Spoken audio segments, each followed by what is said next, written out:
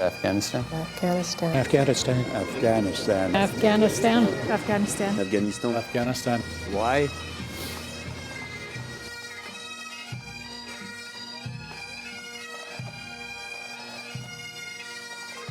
That's actually a really good question. Why we're in Afghanistan, I believe, is it does have to, 9/11 did play a big part on the choosing of where we are at this moment. I understand why they are there, as part of the international force, result of 9/11.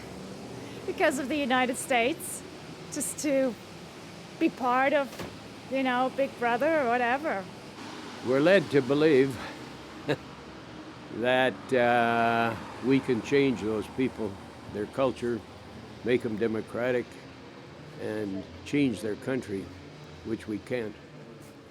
The Russians took 10 years of military forces far stronger than ours and didn't do anything. The Army's mission there is to,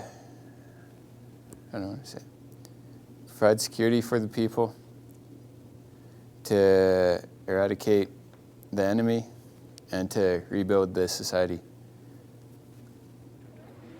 And the role, of course, is twofold. One is rebuilding, and the other is protecting and trying to sort things out. In Afghanistan, before the military showed up, there was a 98% unemployment rate. As the Taliban was in charge, public beheadings.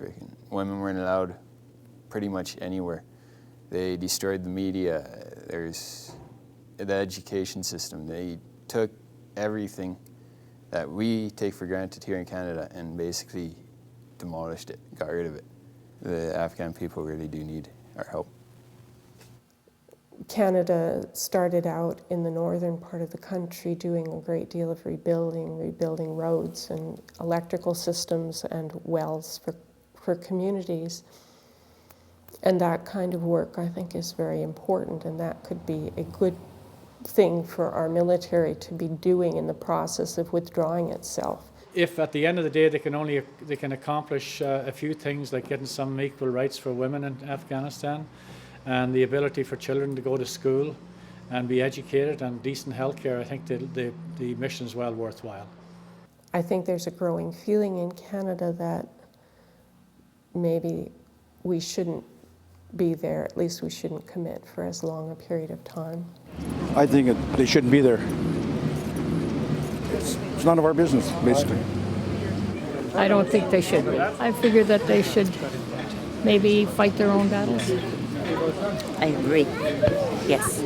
We shouldn't be doing the kinds of things that the Americans set up to be doing, like going into hamlets and trying to find Taliban and exterminate them. I really do think that the open warfare really needs to be curtailed.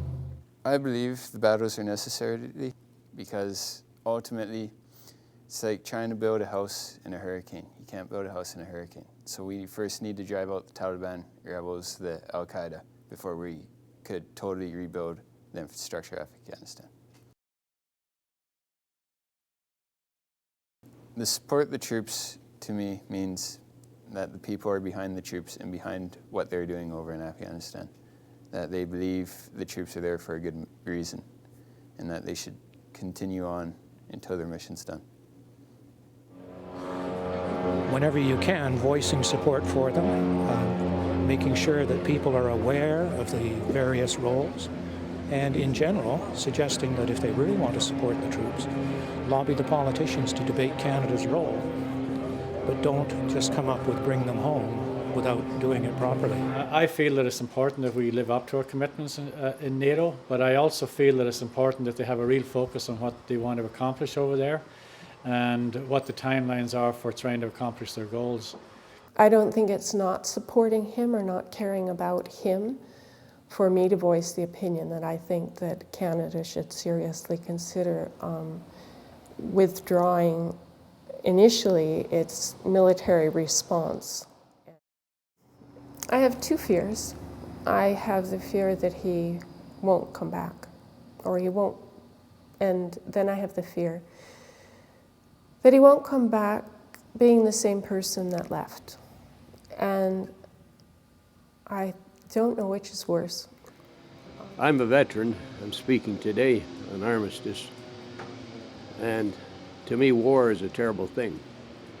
And Afghanistan, we can't win, as far as I can see.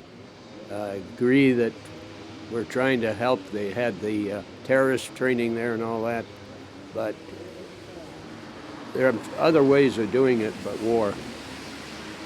We don't need war.